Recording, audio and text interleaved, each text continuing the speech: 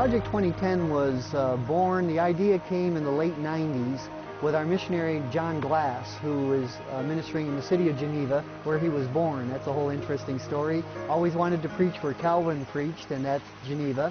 And his church has quite a missionary vision for reaching that part of the French cities right across the border from Geneva. As he saw the potential of reaching that part of France, he came up with the idea, or at least encouraged the team France to think of a whole new project, which came to be known as Project 2010. By that they mean starting 10 new churches in 10 key cities in the Rhone-Alpes region by the year 2010. The first church that was started was in the city of Annecy, which is halfway between here and Geneva. A number of families living in the city of Annecy, which is a major pole of activity in that section of France, were going all the way towards Geneva for a worship service. We put 3 of our couples there, the Niles, the Websters, and the Andersons, to form a church planting team to start the Annecy Church, which now is really going well.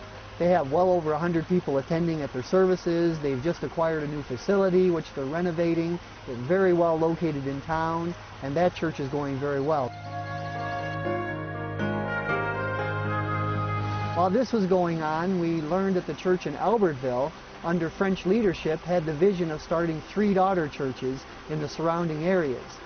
Karen and I were invited to come and become a part of that ministry in '99, which we did. I think it's exceptional.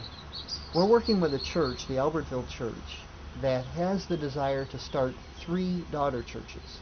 This is the first time that we've been involved in a French church that has taken on the vision to start daughter churches.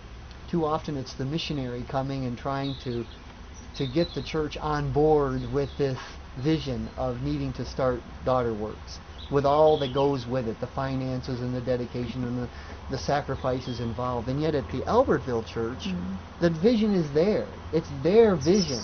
We're there just to help them. And that's a whole different ministry assignment.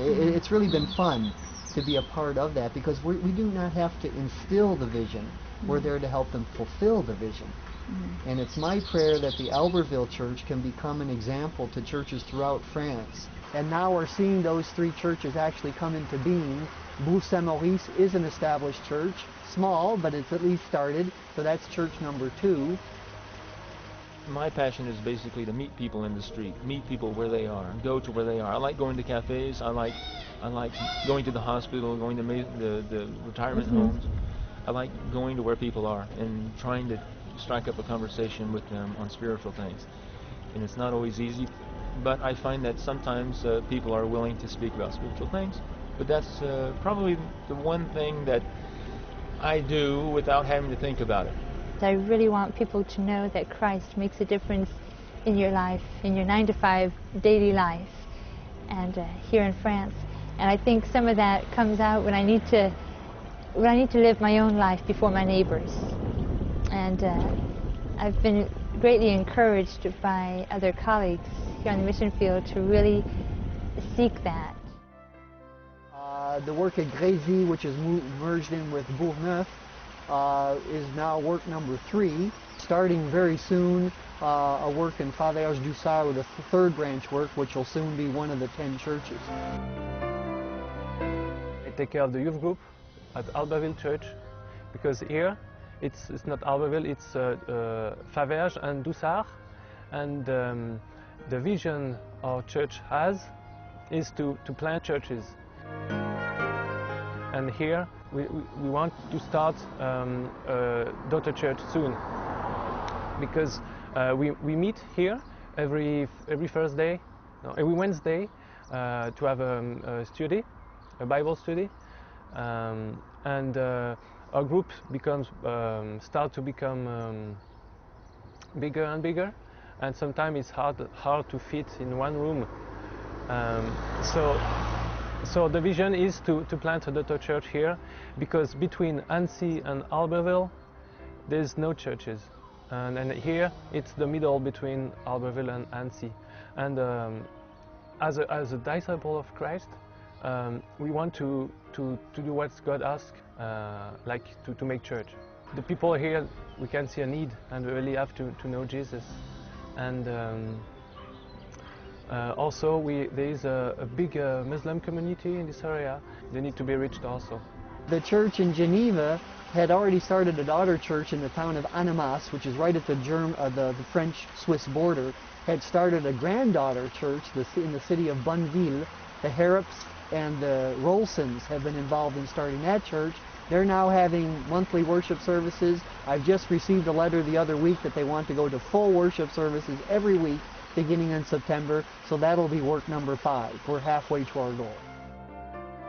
As far as the 5 works that have either started or are actually starting, right now we have the personnel that we need for that. Those projects are underway and they're happening. But there are still, we said we wanted 10 churches by the year 2010. 5 does not make it. We already know the other 5 cities that we want to start in, but we can't do it yet because we don't have the personnel.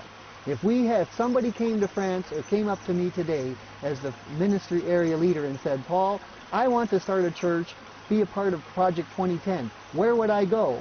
I would pull out a map and say, well, you could go to Aix-les-Bains, you could go to Bellegarde, you could go to Saint-Jean-de-Maurienne. Saint-Jean-de-Maurienne is the major city, and there are 15,000 people in Saint-Jean-de-Maurienne. So the whole valley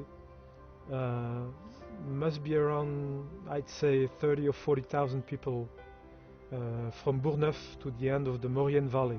It's already a first nucleus to start a home church in the valley, and that is already a big victory for us. Yes. Then afterwards, the fact that we can have a church here would be very important to enlighten the valley directly, and bringing people to connect more directly and not to have to drive an hour one way and an hour the other way. Yes. It's for the people not being interested in knowing whether or not God exists and what impact it gives on their life. 2 hours of drive is already prohibitive. Yes. So it's a need to be close from their home, from their life, and from their connections. Absolutely. Yeah. And the list would go on. Now they might not know where those cities are, but we do, and we already have an open door. We would do it today if we had the people to go there.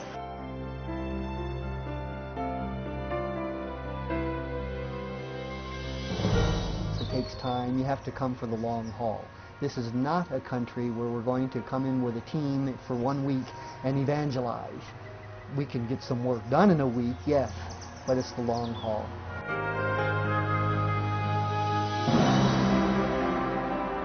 So I think that's why it's so important to be living here, long-term basis. Yeah. I think eventually that's what's going to touch their hearts. When we were told I had cancer and that we would have to go back to the States for treatment, you know, I had a lot of friends in that area with the women, and we had a group, and things were going real well as far as relationships were concerned, and they all knew what I believed. It's quite, I had told them. And it wasn't until I left, though, under those circumstances, that they started expressing how they felt towards us, and how they were going to start really more seriously thinking about God.